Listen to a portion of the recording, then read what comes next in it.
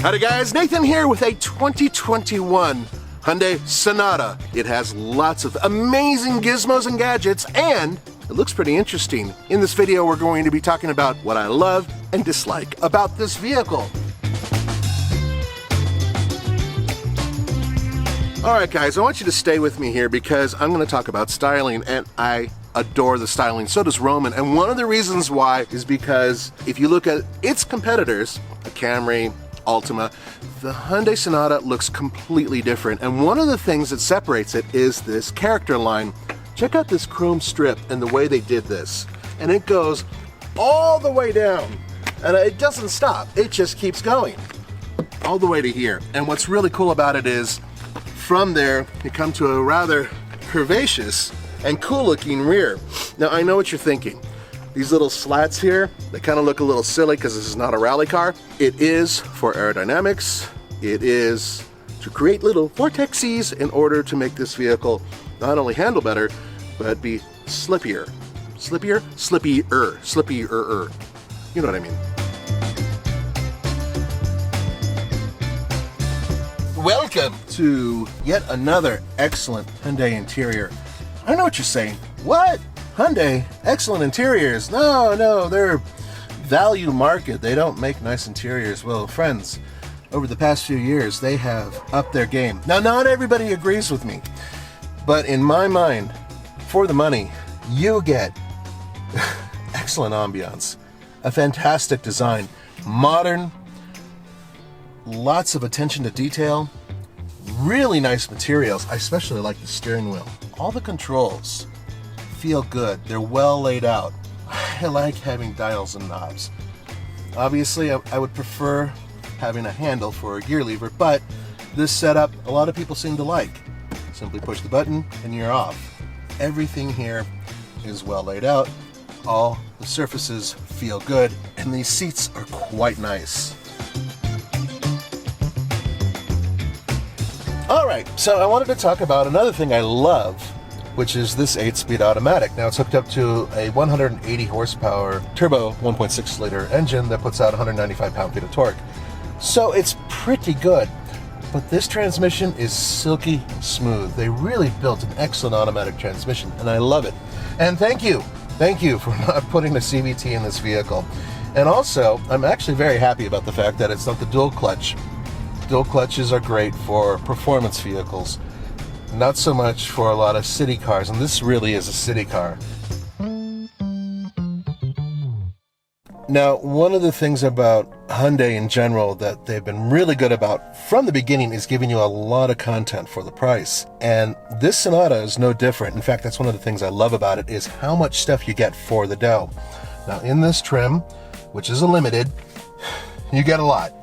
To begin with, you get the Smart Stream 1.6 liter turbo. You get Smart Cruise Control, electric parking brake, 18-inch alloy wheels, panoramic sunroof, LED headlights and taillights, and daytime running lights, Hyundai Digital Key, which only works with Android devices, by the way, heated and ventilated front seats, power front seats with integrated memory system for the driver, auto-dimming rear view mirror, 12.3-inch color LCD cluster. And then there's a 10.25-inch infotainment screen, AM/FM HD radio, Apple CarPlay, Android Auto, Sirius XM, BlueLink, and then on top of all that, you get the Smart Park feature. Remember I was talking about how comfortable it is up front? Well, good news, pretty comfortable in the back. Now, I am about 6'1", and this seat is just about as far back as it will go, and I have really good leg room. Yeah, see that? And I have really good headroom, and the cool thing is, despite the fact that this is a massive panoramic roof, and you could see here that this is where the electric mechanism is to actually retract everything, I still have headroom right here. Now, if I were sitting in the middle, wouldn't be as much, but I'm a big dude, and I'm able to fit back here very comfortably. Okay, guys, what about value? Because that's something I absolutely love about Hyundai in general and this vehicle. For $35,000 basically, you're getting a vehicle that when you compare it to the equivalent Toyota, Nissan, or Honda, gives you a lot more. That right there is pretty impressive. Is it enough to say, hey, I want this car, I say it's enough to at least compare it side by side with those other vehicles. All right, guys, check it out. One of the things I really dislike about this Sonata is, well, let me show you. No, let me show you. No, let me show you. No, let me show you. The brakes are crazy touchy. Okay, I'm exaggerating a little bit, but I'm serious. You have to acclimate to how touchy these brakes are. So if you sneeze, achoo, it stops. I want you to look at the front end of this vehicle because there's something that's been bugging me, and I think it might bug some of you. Hyundai has been great about new design. Unfortunately, I recently did a review on the Hyundai Elantra, and it looks a lot like the front end of this vehicle. Hyundai's been so awesome about doing unique and different vehicles with different designs, yet there are a lot of things that are a little too common. And for me, if I'm looking at a vehicle and going, is that a Sonata or a Elantra that costs $10,000 less? It's not something that I'm happy about. This vehicle does not come with an all-wheel drive option like its brother, the Kia K5. That's an issue. In other words, you can only get a Hyundai Sonata with front-wheel drive. If you want all-wheel drive, you have to move over to Kia. And that's a real bummer because it's an excellent all-wheel drive system. All right, I'm not happy about this, and neither are you, because even though I mentioned earlier that you get a lot for the money, and that's something I love, the fact is it's still a Hyundai product, and at about $35,000, you can buy an all-wheel drive GT line version of the Kia K5 for $31,000 and change. That's an issue.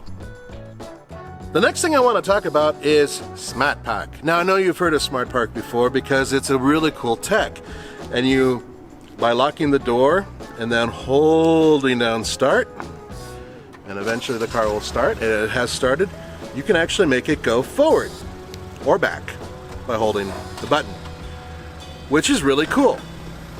Now the question is, and I'm going to walk the dog a little bit, she's tired, how often are you really going to use this? Because it doesn't find a parking spot for you. It doesn't really turn to anything. What it does is it goes forward and back, which I guess is useful. Oh, I'm sorry, heel. I guess it's useful if you're going to park in a very narrow spot, but that's an awful lot of tech to make that happen. And honestly, if I'm living in the city, I'm gonna get a smaller car. We always try to be balanced, we always try to be honest about these vehicles, and so there is a lot to love, and there are a few things that I do dislike about this vehicle. All in all, I still think it's a solid value, a great driving car, and one that gives you, I mean, come on, 30 miles per gallon combined? That's pretty impressive for a vehicle in this class. Thanks for joining me for the Fast Lane Car. This is Nathan. I'll see you next time.